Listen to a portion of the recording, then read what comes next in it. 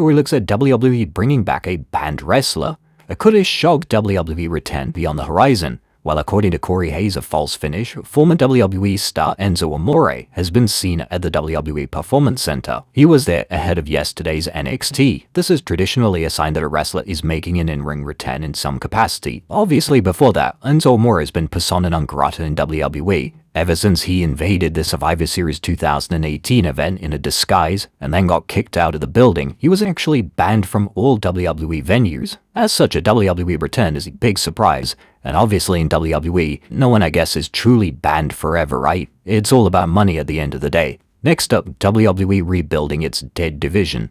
The WWE Tag Division has seen better days, but now finally WWE is ready to rebuild it. According to Corey Hayes of False Finish, WWE is committed to rebuilding the tag division, and it could even be signing new tag teams. Whilst this is positive news, it does make you question why WWE would release tag teams such as the Motor City Machine Guns if that's what they were planning. Obviously, the New Day were also released, but not by WWE's choice. Then again, why would you also want them to take a pay cut? One of the tag teams being rumored to re-sign with WWE is Enzo and Cass, and this rumor comes from the fact that Cass's AEW deal is now set to expire relatively soon.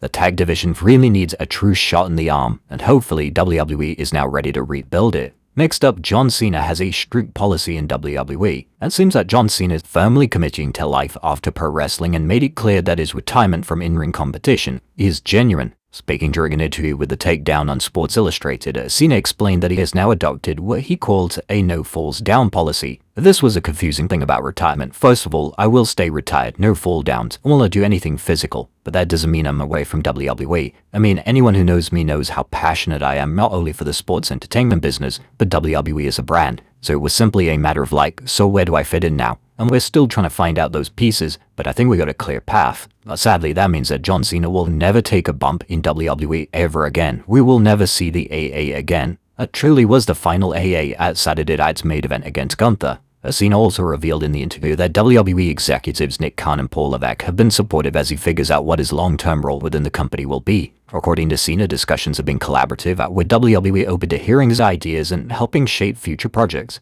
Obviously, one of those projects is the John Cena Classic, which is hopefully going to take place at the end of the year.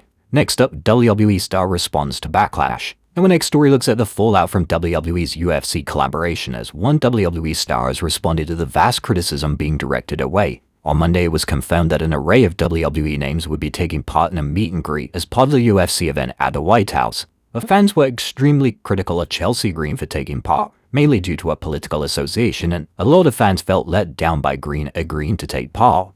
Green has evidently seen this vast criticism, and she even took to X last night to clear things up. Doing my job and supporting the community are not mutually exclusive. I'll continue to do what I can to advocate for human rights, whether you approve or not.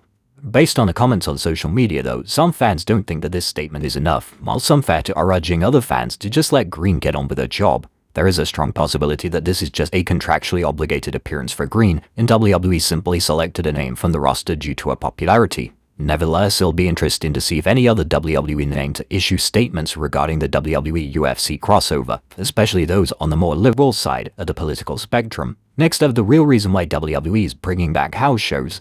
It was confirmed earlier this month that WWE will be bringing back house shows. Whilst not a permanent change to the WWE schedule, it's appreciated that they've taken on advice from the fans as well as talent and implemented more accessible shows for 2026. In relation to why exactly WWE has made the call to bring back house shows, this was one of the focal points of the town hall meeting. And according to PW Insider Elite, WWE has finally realized that it is important for young talent to get reps in.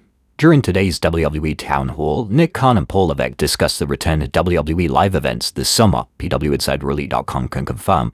They explained to the employees that they've discovered how shows are important for young talents to get reps in the ring and to experiment and try things in front of different live crowds. WWE also stated that the shows will feature a balance of young and experienced stars, and they're trying to find out the right balance to avoid any injuries. They stated it would be a balance of younger talents getting more experience in front of fans with established stars performing. They noted that they wanted to find the right balance so as to not set talents up for injuries. Now, it's also been widely reported that the house shows are going to be much cheaper compared to other WWE events, which is a great call. However, it's not clear how much tickets are going to be, and WWE's idea of cheaper may be a subjective definition. Cody Rhodes was one of the names that was really pushing for WWE to implement house shows again. Rhodes would even state that he pitched a house show idea to WWE directly. It's possible that this new format is what WWE is going to run with for the shows. The initial removal of house shows when TKO took over was a welcome call at first, as there was no denying that WWE were overdoing the concept. Talent were working multiple house shows a week, and this is far too much. But hopefully WWE and TKO is now able to strike the right balance with house shows in 2026, and if everything goes well with the reintroduction, sporadic house shows should be the norm once again moving forward. Next up, WWE is high on this wrestler.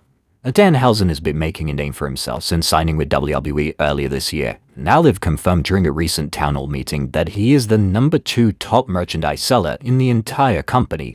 PW Insider Elite provided insight into the meeting, and they revealed that Danhausen was the talk of the town at the meeting.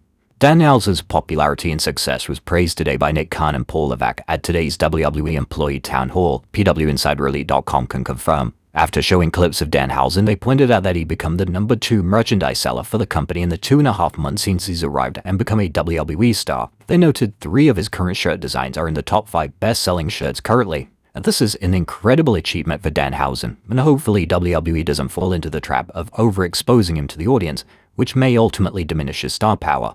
Next up, WWE employees being given time off. Despite TKO having a ton of flaws as a company, one of the things that they have been keen on is giving talent and employees time off when they need it. According to PW Insider Elite, WWE announced at the town hall that employees will be given the week leading into July 4th off, and if anyone is working the Raw SmackDown doubleheader taping in late June, they'll be given a day off to make up for it. They also announced to employees they would receive the week leading into the 4th of July off, and that if employees were needed for the Raw and SmackDown doubleheader on the 29th of June, they would receive a different day off to make up for having to work that Monday. The use of the word employee seems to suggest that this is exclusive to contracted employees rather than WWE stars who are not considered employees. Despite this, WWE talent are being given time off around that week, hence why they're delivering the double taping in late June. Next up, the truth behind WWE ticket prices. The topic of ticket prices was of course discussed at the town hall, and unfortunately, there was no discussion on WWE lowering ticket prices outside of house shows. Nevertheless, one of the things discussed was why WWE ticket prices are the way they are, and according to PW Insider, it was stated that the market itself dictates the pricing. During the town hall, they were asked about ticket pricing for events and noted the market dictates the pricing. This is interesting, but this would suggest that if poor attendance is occurring at Raw and SmackDown tapings, then WWE would lower ticket prices, for this has rarely occurred since TKO took over. Next up, a WWE PLE still going ahead. There has been some concern that Night of Champions in Saudi Arabia next month might not go ahead. This concern comes due to the conflict in the Middle East, but WWE has now since confirmed at the town hall that the event is still going ahead as planned, and the company doesn't seem concerned about going there. Next up, WWE raving over an